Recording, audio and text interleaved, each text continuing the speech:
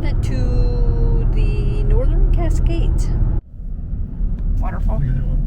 First suggestion is that you don't camp when it's 112 out. What happened was the street sign hit the knob right here and it slid it.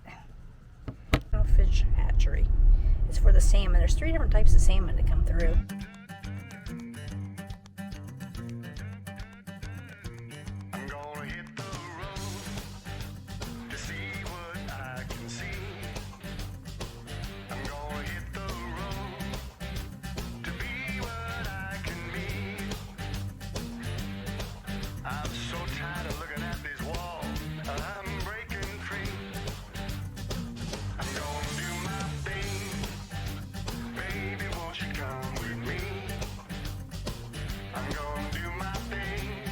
We are headed to the Northern Cascades National Park. We're going to spend a day there and then off to Roosevelt Lake for a day or two.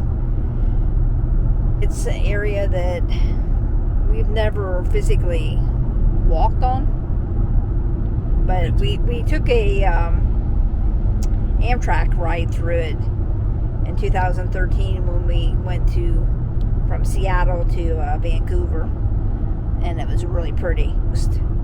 So hopefully stuff will be open. So I've already noticed that some of the visitor centers and stuff have closed because of the heat wave that's coming. It is actually a heat wave later on this week.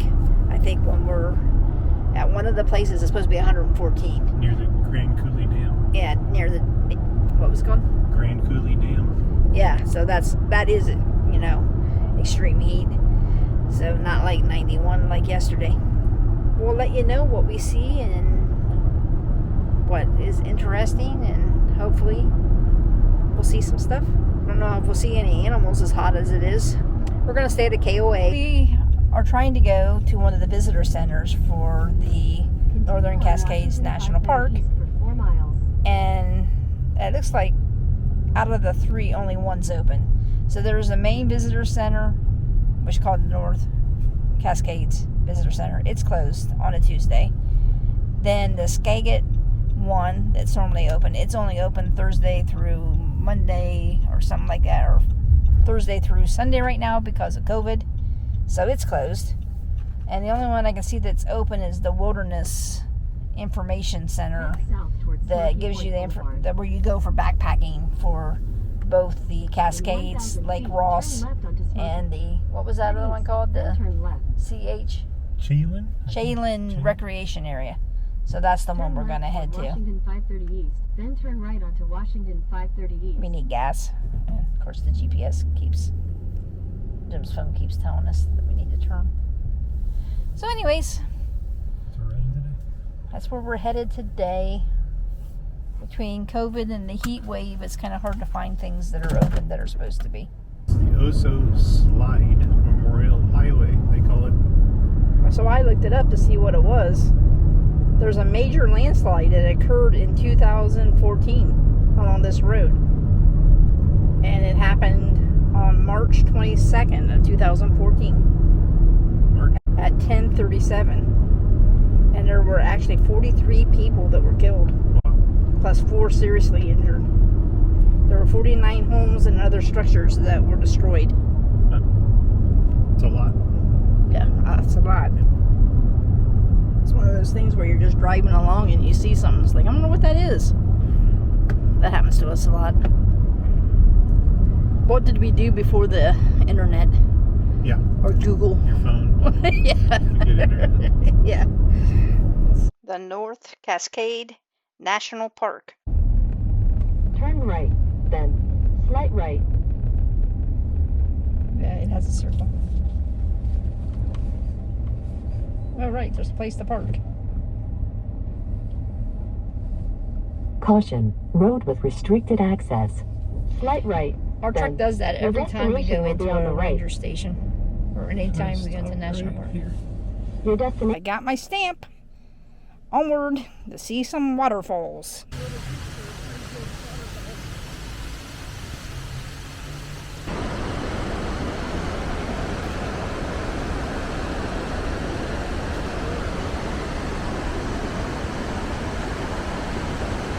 call this a creek.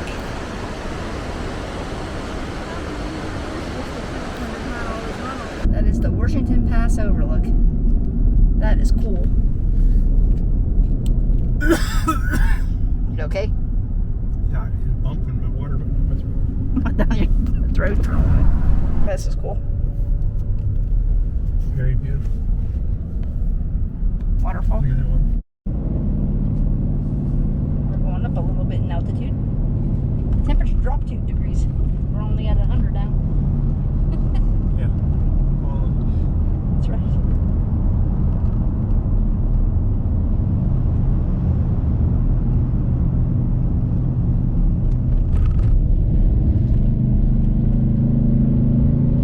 so good. Yeah, I see all the snow. Jim pointed out it's like walking when you get out of the truck. It's like walking and opening up your oven door and walking into the oven door, into the oven. So just imagine opening the oven door, how the heat hits you. That's what it feels like when you open the door to the truck. This is the KOA. Winthrop or something like that. Pretty sure Bigfoot's not liking this temperature. So we had a lack of communication. My first suggestion is that you don't camp when it's 112 out. What do you think? Well, it helps. Normally, we get along pretty good. Normally, we don't have any problems backing up. No, this corner was a corner lot. Right, and I We thought... could have went here. We could have went here. Could have went in the middle. We could have went anywhere. Yeah, and we didn't communicate. We did not discuss ahead of time which way we were going to go. Whether we were going to go straight back in or on an angle. I thought we were going on an angle. Jim decided, which was probably the better idea, which was come straight back into the lot. Correct? Yeah. So that we were in more shade. So I went up and was going to make a turn because we were all whopper jawed because I was trying to put it on an angle. So it wasn't going in where he wanted it. We've lost the walkie-talkies because they died. So we need a new set of walkie-talkies. So I go to make the corner and their street sign is sticking out past the post. So this is what happened. I hit the side of the camper. It hit that and it shoved the lock all the way in. So that is our first Major. was the first accidents period that we've ever had with the camper. Back end came. Well, the back end came apart, but that wasn't an accident. Like, we didn't run into anything. The road did that. That was an Indian reservation road that knocked the back loose. And the bumper failure, that wasn't anything from us. This is the first accident that we've ever done with the RV. And I hit the street sign. The bottom of the street sign hit this, knocked that in, and that, and the top. I heard a crunch, and I stopped immediately, but just the gravity force of the truck took me past it. But didn't hurt anything else on the camper. Everything else is good. So now we have a boo-boo to fix. This, we can put some gel coat over it probably. Fix it. That's going to be a little bit more complicated. So anyways, what's our lesson? We have 2 lessons. Well, we have 3. 1, let's not camp when it's 110, 112. If we can help it, but we couldn't help it. Main lesson is we need walkie-talkies. The walkie-talkies, we've never had an accident. We don't have those anymore, and it's impossible. I can't see when he's standing in the back to see which way he's telling me to point, and I can't hear him, and he can't hear me. So we definitely need the walkie-talkies. Why did we come up with this solution?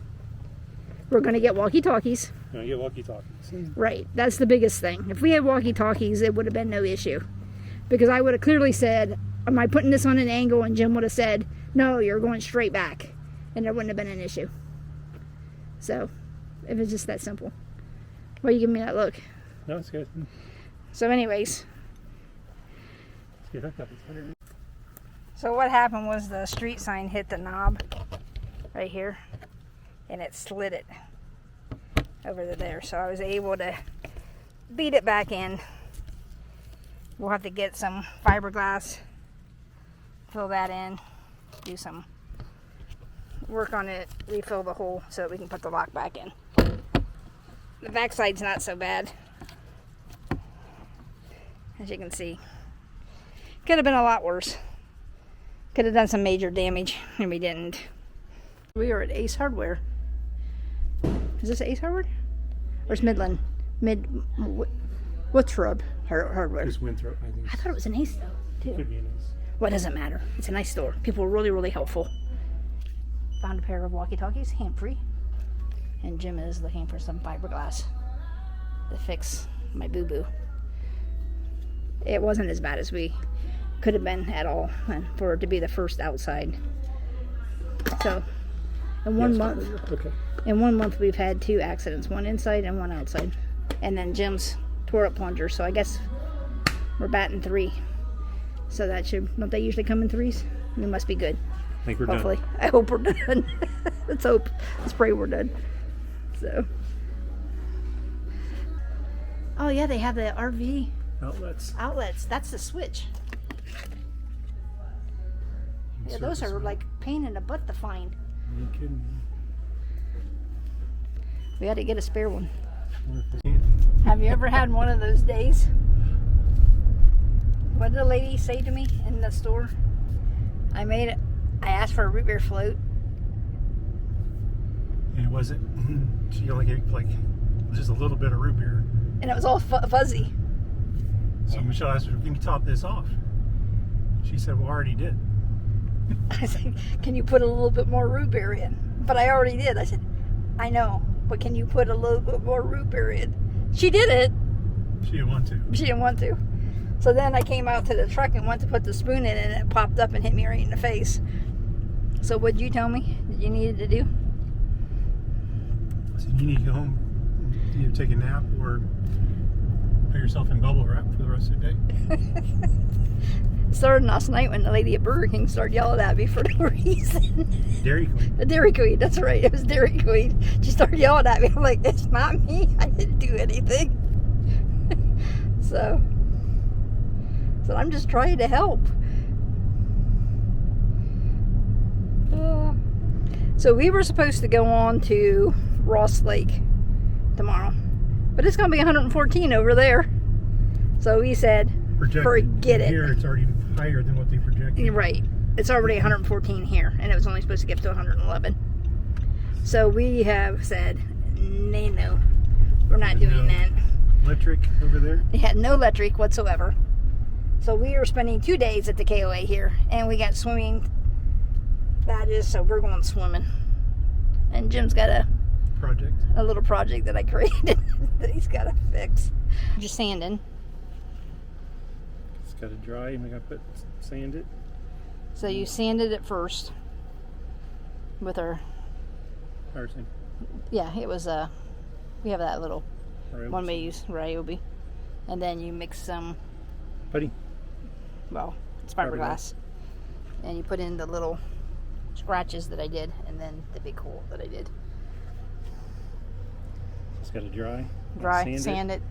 Another See coat. if I need another coat or not. Yeah, you probably will on this part. Yeah, maybe on that part. Last night, Jim was able to get this all sanded. So it's all been fiberglassed and sanded. Let me show you. There's a little place right there that needs a little touch up. Smooth. We'll have to re-drill a hole for that side. Okay, just finished the repair on the side of the camper where there was a hole right there, and a couple of nice big scrapes here and up on top of above the water inlet there. Got it painted. Doesn't look too bad. I got to put the lock back in. Maybe paint some of this black a little bit. So last step to restoring this is going to be to put the lock mechanism back on. Here's the inside of the drawer. It's not been painted yet, but I'm going to drill through right here, come out this side, and that's going to be where our lock goes. And now with the hole drilled, I can start installing the lock here again, the lock mechanism. Okay, just finished putting the handle, the lock back on. Still dusty. And you can't even really tell. There's the other side with the lock on it. But here's our new lock, or the lock we just put back on.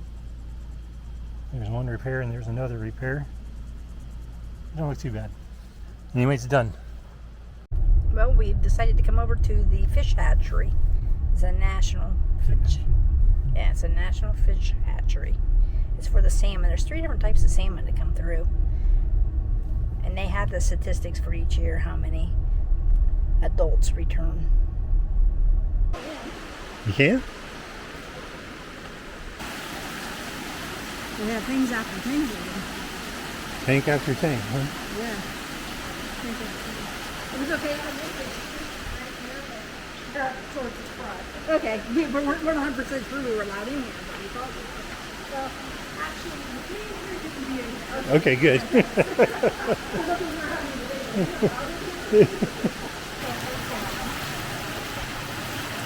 been out here for about a month now. Originally, we were inside. In there until they were big enough to come out here. Yeah, so you can hear. You can hear better. Oh, okay. You don't mind me recording you? I don't care. Okay, thanks. The coho, you said? These are coho. Coho. So they stay in the main building till they're a certain size, and then you bring them around the yard. So our next ones that will be in there, they're right now in the incubator, are stillhead. Oh, stillhead. Around August sometime, they should be ready to go out into the tanks in there, and then eventually when they're big enough, they'll be put outside. This fish hatchery was built back around 1940 when they started it, finished around 1942. Cost them $450,000 to build this fish hatchery. Wow. Now it costs $1 million a year to run it. Wow. We process about 1 million fish out of this hatchery, so we figure every fish is $1. Yeah. That's cool. Where do you release them? So we have actually underground tunnels that will take them on out. Oh, okay. So So you can let him go here. yeah, so Oh, that's neat. the other side has boards just like these here. Uh-huh. When it's time to release them, they'll start grazing one board at a A time. time. So the water gets down and they swim on They out. swim off. I'll be done. These guys here, they should be around the 16-month stage when we release them. Okay. Our stillhead is around the 18-month stage.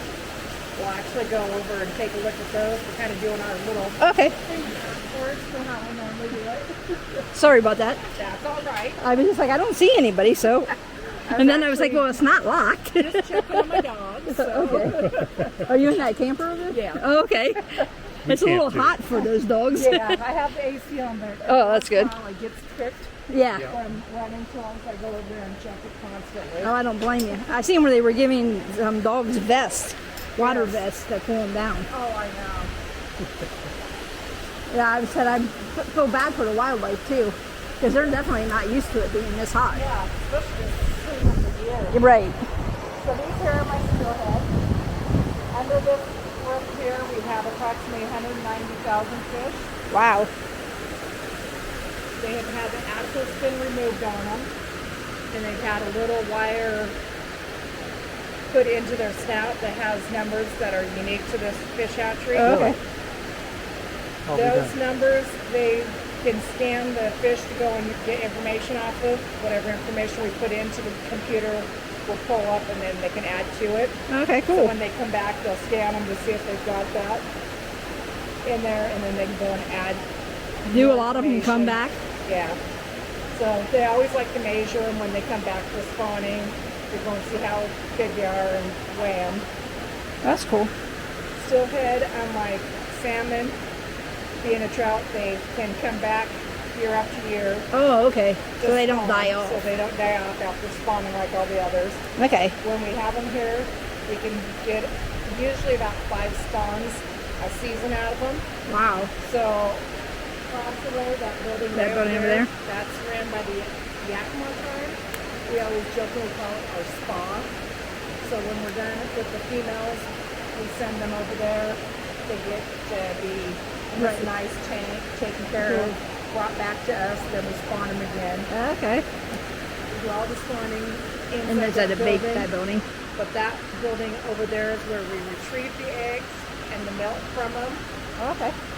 When we're doing the spawning, we take the eggs, we separate them into 2 containers. We take the milk from 2 different mills, put it in there, swirl it around. Within 2 seconds, they are fertilized. But we also then go and combine the eggs, give them another swirl just in case one of the mills might have been sterile, so we get a better success rate. Oh, okay. Fertilization with our eggs, put it in the incubator where we constantly check the eggs to make sure that none of them have died. If they do, we have to pick them out so we Oh. don't have them contaminate the others Yeah. and kill the whole tank. Oh, that's really cool. I've never got this much from a hatchery. No, Like usually we just see the fish, or you go through and you can see the different Yeah. levels. I think there's a place down in Seattle close to there where they had the locks yeah, for the. locks. Yeah, Yep. we seen that. That was like in 2013. We're going to go grab some trout food, Okay. and that way I can let you guys know about it. Okay, that'd be great. We actually work with a group where we rehome beavers.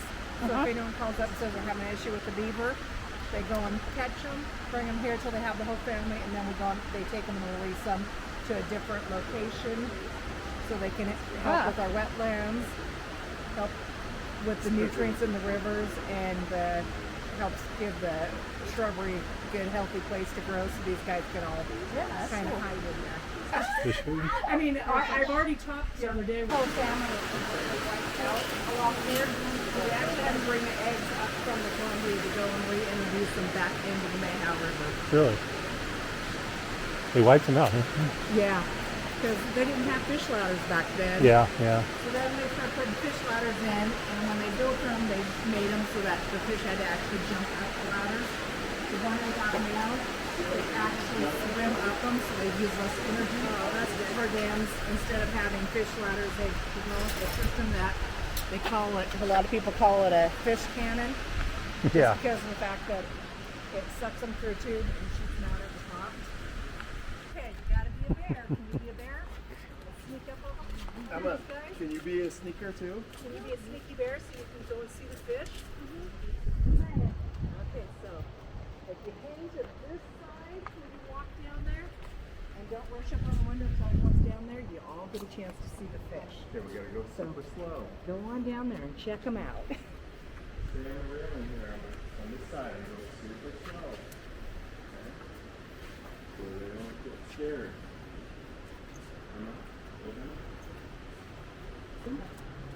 Everyone can get up there and look at them. Go up to the window. Spook them.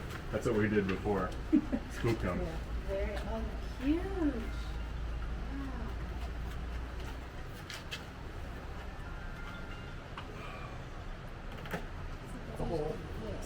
Yeah, Tray of eggs. one of the really small ones just went past the window. He's Yeah. only like less than a foot And long. they'll go and swim up and down and look at you like, I'm here, feed me, because they're used to us feeding them. Oh, But when they're in here, they're just pretty much eating whatever lands on there.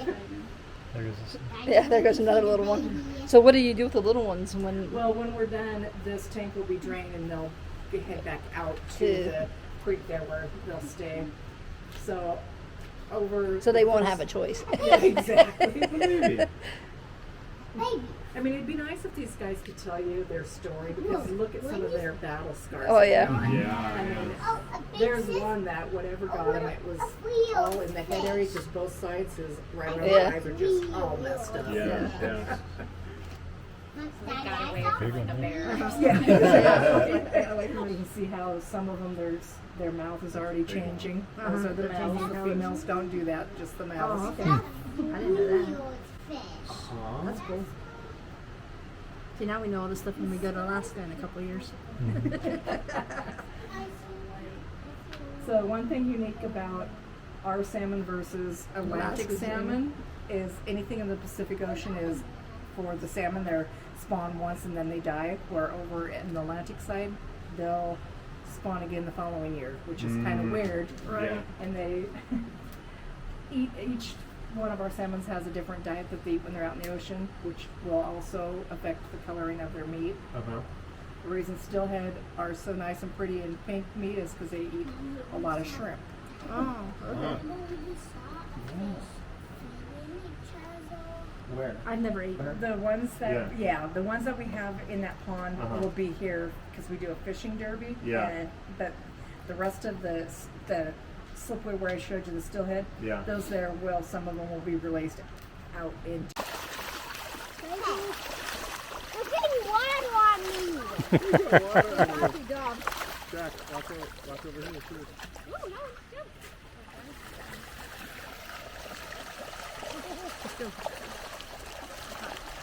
That they come up into. Those big ones that we just seen. Jim's there. It looks steep, but it's not. It's not one of those ladders where they jump. They actually can just swim up it. So there's 9 dams that they have to come up. It was interesting, not only do they have the 3 species of fish, they also have the beaver. And they use those beavers then for the ponds. So this ends our video for the Northern Sierras. Thanks for watching. Please subscribe. And give us a thumbs up. Thank you. Have a great day.